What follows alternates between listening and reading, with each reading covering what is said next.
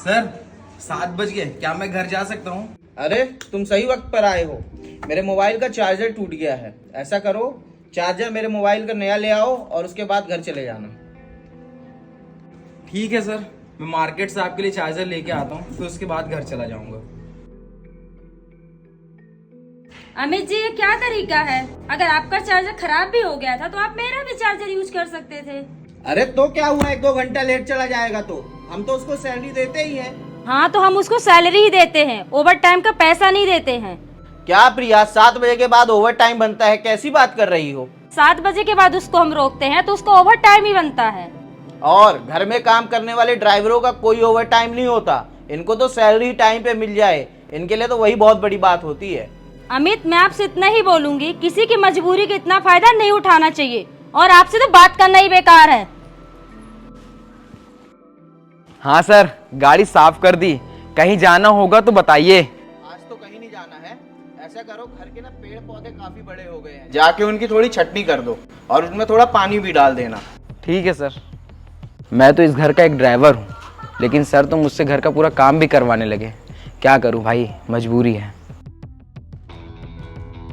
भैया, मैं आपसे एक बात पूछूं क्या? पूछो। कुणाल हमारा ड्राइवर है, आप उससे घर के सारे काम क्यों करवाते हैं? क्यों ना करवाऊं? गाड़ी दिन में सिर्फ 50-60 किलोमीटर चलती है, बाकी सारा टाइम तो वो खाली रहता है। तो घर का काम क्यों ना करवाऊं उससे? फ्री में सैलरी देता हूँ क्या? भैया, हम उसे सैलरी ड्राइवरी की देते हैं, ना कि घर के सारे कामों की। आप उसे खाली क्यों नहीं बैठने देते हो? क्यों बैठने दूं खाली? उससे काम कराना मेरा हक है, क्योंकि मैं उसे सैलरी देता हूँ। प्रिया, ये देखो दुकान के डॉक्यूमेंट्स, ये उसका जीएसटी नंबर है। अब तो बस दुकान खुलने का इंतजार है।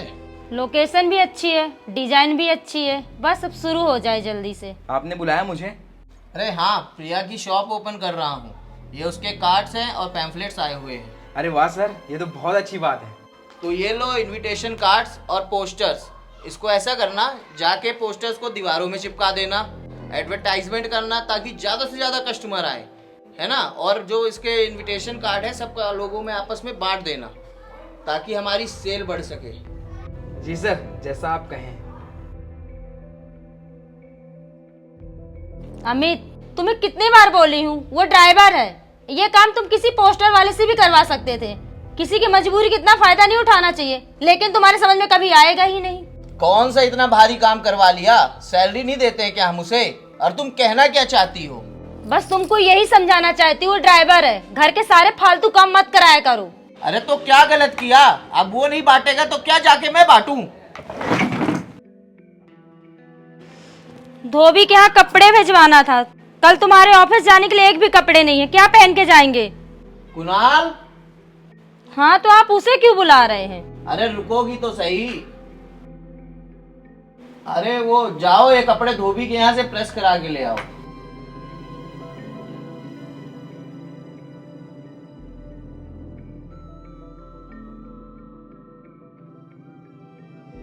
इस इंसान को तो समझाना ही बेकार है। सर आप ऐसा करिए, कोई दूसरा आदमी अपॉइंट कर लीजिए। सर मुझसे नहीं हो पाएगा सर। क्या हुआ? कुछ नहीं यार, मैं मैनेजर हूँ और फील्ड मैनेजर जॉब छोड़ के चला गया है। तो मेरा बॉस चाहता है कि मैं जाके फील्ड का भी काम करूँ, तो मैंने उस बॉस को साफ साफ मना कर दिया कि मुझसे तो नहीं हो पाएगा, आप कोई और देख लीजिए। क्यों अमित, तुमने दूसरा वर्क करने से मना क्यों कर दिया? वो तो तुम्हें सैलरी देते हैं, सारे काम करने पड़ेंगे। अरे सैलरी देते हैं तो मुझसे मेरी जॉब प्रोफाइल का काम कराएं, मैं दूसरे की प्रोफाइल का काम क्यों करूं?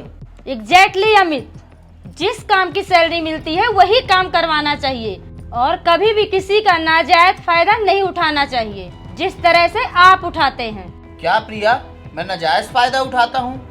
मैं कुछ समझा नहीं। कोई बात नहीं अमित, मैं समझाती हूँ। आज आप पर बीती तो पता चला, और रोज जो कुणाल के साथ करते हैं वो। भैया, इंसान को इंसान समझना चाहिए। भले ही कुणाल हमारा ड्राइवर है, आप उससे सारे काम क्यों करवाते हैं? इसीलिए कहते हैं अमित, कर्म हमेशा लौट कर आता है, कि हम किसी की मजबूरी का फायदा उठाएं। हाँ कांक्षा, मुझे लगता है तुम सही बोल रही हो। चलिए सही है, कम से कम आपको समझ तो आया। प्रिया, आज मुझ पर बीती है तो मुझे महसूस हुआ है। सच कह रही हो प्रिया, तुम किसी की मजबूरी का नाजायज फायदा नहीं उठाना चाहिए।